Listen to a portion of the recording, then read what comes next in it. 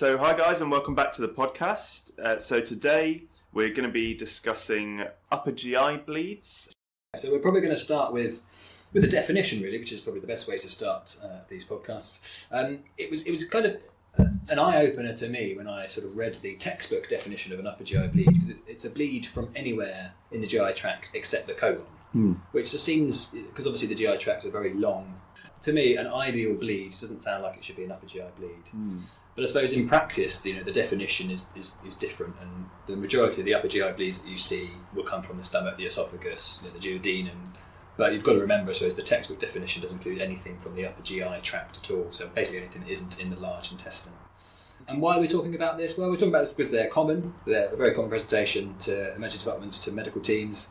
And they have a very high mortality. It's about 10% mortality from acute bleeds, which is really quite high. Bearing in mind we get maybe one or two of these a day through the department, and actually if you think sort of 10% of those patients are probably not going to survive, that's quite a lot of people. So moving on to causes then, as I alluded to earlier, the most common cause is peptic ulcer disease. The other most common cause are esophageal or gastric varices. These are going to be sort of about 70% of the causes for the acute GI bleeds that you see. There are less common causes that you need to be aware of, things like esophagitis, gastritis.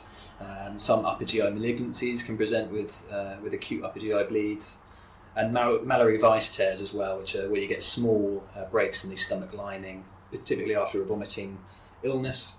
And then the rare causes we don't tend to worry about too much are the vascular malformations and things like fistulas. So you can get aorto-enteric fistulas. Those are rare, fortunately, because the mortality for them is especially high. If you start bleeding out from a major artery, then there's very little you can do to prevent it, really. So those are the main causes. Joe, do you want to do some talking? I can do some talking, I suppose. So, I mean, we talked about the causes of these upper GI bleeds, and I guess that then leads us on to think about what are the risk factors. Risk factors for upper GI bleeds specifically. When you look in the kind of textbook risk factor list, you will see that increased age is a risk factor for upper GI bleeds, as it is in fact for general pathology and death. Just generally ill, yeah. But of course, thinking about differentiating between upper and lower GI bleeds, what we tend to see is that upper GI bleeds predominantly present in our younger patients comparatively to those lower GI bleeds.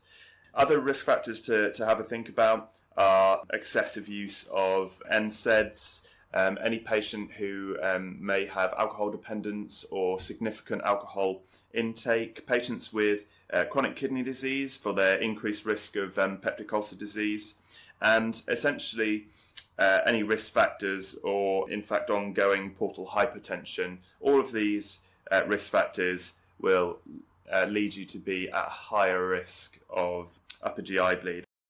Often these patients can present and you might not have time to actually think about those risk factors because these patients can be extremely unwell.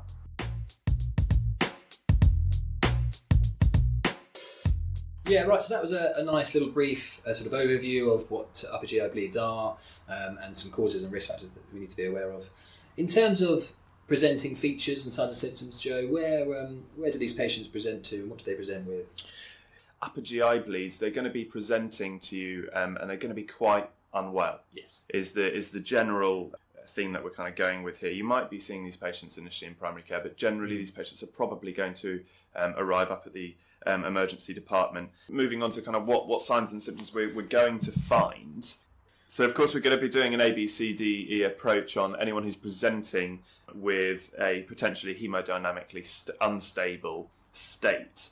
And so we're going to be finding within this ABCDE signs and symptoms of shock, whether that's pallor, whether they're tachypneic, tachycardic, hypotensive, and then looking for signs of symptoms in disability and exposure environment in and around the kind of abdominal region that would lead you to think that this is an abdominal pathology. Specifically thinking about signs and symptoms the patients are complaining of, patients may come to you and present with hematemesis, so bright red vomit.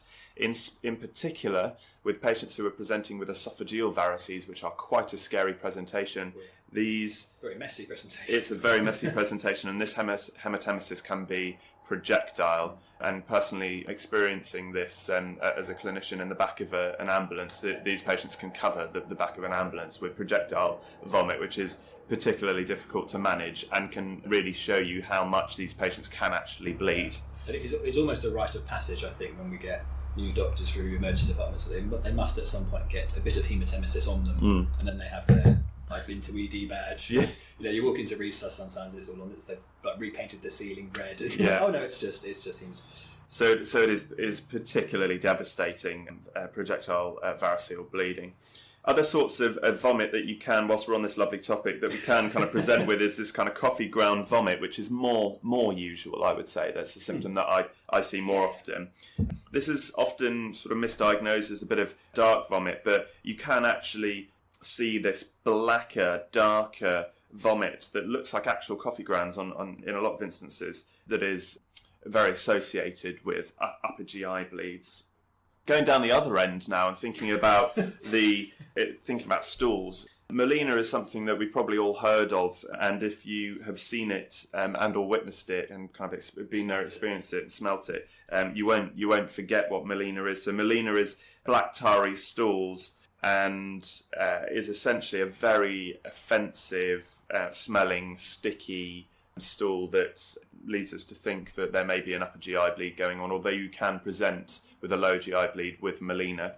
Something that's more prominent with a upper GI bleed that would definitely be more pathognomonic would be hematochezia, where you're bleeding bright red, fresh blood from a brisk upper GI bleed, and so it's essentially not really had any time to sit around in the alimentary canal, and you're bleeding rectally.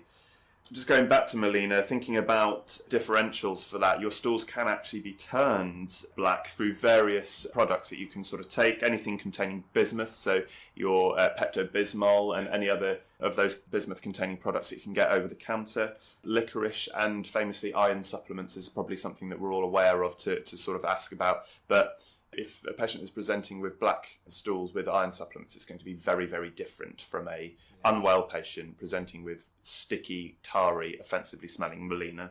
So one of the key words there is sticky. Yeah. Lots of patients say it took me like 3 or 4 times to flush it, and I had to use loads of bleach. That stickiness is key. Yeah. I think another little thing I'll just add in there is, as a big drinker myself, a connoisseur of alcohol, connoisseur as of opposed ales. to a dependent. Yes, I do enjoy. It's winter now. I do enjoy a stout or a porter. Yes. By the fire. They can also turn your stools black, which I found to my dismay when I was about 17. And I was like, oh my god, I died. So yeah, just another one to add into the black poo mix. I'm imagining a sort of you in a kind of tartan robe pipe, stout by the fire, country manor house. Am I anywhere close to? Exactly where I live. I live in the country manor. Okay. My butler brings me stout on the tray. Excellent. It's really nice. Excellent. So just to finish up those features before we go into investigations, obviously we're going to be thinking about asking the patient about pain and doing our OPQRST or Socrates. Alongside that, pain may or may not be present. It often is, and it often is epigastric in origin, although we all have to be aware of clearly referred pains, the common issue with abdominal pain, and how it's very, very difficult to localise a lot of the time. So relying on some of those other features, hematemesis, coffee ground vomit, hematochezia, melena, and systemically or rather hemodynamically unwell presenting patients will kind of put you down that line a little bit more. Thinking about shocked patients, if you've got patients who are complaining of any of those symptoms and they've had a syncopal or pre-syncopal event, that would increase my pretest probability that something is going on in the upper GI tract. And then we just need to make sure that we ask about in the medications history, ask these patients about non-prescribed medications, so medications that they're going to be taking potentially over the counter, whether that is NSAID or whether that is potentially some steroid use that may be on for a significant amount of time. I think one of the other keys just on that point is asking about recent illness, because lots of patients will take a substance from a chemist or whatever, and that it's got a small bit of ibuprofen in it or a small bit of NSAID. So just make sure you ask those. Be thorough with your histories. And just make sure you don't miss that. Yeah, I mean there are a lot of patients that don't realise that ibuprofen and naproxen and or diclofenac or something like that are in the same drug group, and so they may be prescribed with some naproxen for an ongoing problem, and then get some over-the-counter ibuprofen. And are already at risk for peptic ulcer disease through increased alcohol intake or something like that, and they are just tripling their risk of upper GI bleeding.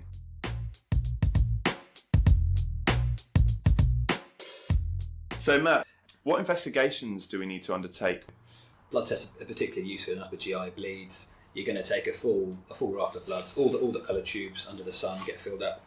Let's start with an FBC, so a purple top. Obviously, you're going to be checking a haemoglobin. This patient's bleeding, you want to know what the haemoglobin is. Just be aware that the haemoglobin will often lag behind. So if you're bleeding quite a lot, the haemoglobin might not reflect that acutely. So you're going to want to be doing serial full blood counts. The other thing you're really interested in the full blood count is the platelet level, because as you bleed, obviously you're using up your clotting factors and you're using up your platelets. If the platelets get particularly low, a platelet transfusion might be considered under the advice of haematology. So a coagulation as well will be taken. This is the blue top bottle. We take those, obviously patients who are bleeding, we often take a coag to make sure there's no coagulopathy. The other reason we might take a coag in upper GI bleeds is because a lot of the patients, as we alluded to earlier, have alcohol or liver problems, and your coagulation is deranged. If you have a bit of liver failure, obviously your liver produces a lot of the clotting factors. And if you've got an INR of greater than 1.5 is what I go off clinically. Some texts and some units use other figures. 1.8, for example, is the other one that's thrown around. But personally, I use, if the INR is greater than 1.5, then you're going to be wanting to correct that, possibly with fresh frozen plasma. Sometimes with vitamin K if they're on something like warfarin or anticoagulation, or if they're on a NOAC or a DOAC or whatever you're supposed to call them now. You might consider something like Beriplex. Yeah, they're not novel anymore, are they? They're not novel, no, they're not. Other blood tests, so we're obviously going to take a group and safe, and a cross match. That's in your pink top. We're likely to need to give these patients blood, certainly in the large bleeds, so you want to get your cross match in early. And then your gold top, the three things really we're interested in, well, maybe four things. Let's add a fourth thing to my list. So LFTs, again, looking for evidence of liver failure, as we alluded to earlier. Bone profile, the reason we're looking at, or the interesting thing that we're looking for in a bone profile is the calcium level. In massive transfusion, or when you're giving repeated blood transfusions, you tend to drop your calcium, and it's not uncommon for your calcium to drop so low that it needs replacing. So that's what we're really looking for with the bone profile. CRP as well, because there's often a bit of concurrent infection. Infection may be a trigger, and certainly maybe a consequence as well of upper GI bleeds. So you want to have at least a baseline CRP. And you're using these, obviously you want to check renal function. Really the urea is quite key in helping you diagnose an upper GI bleed.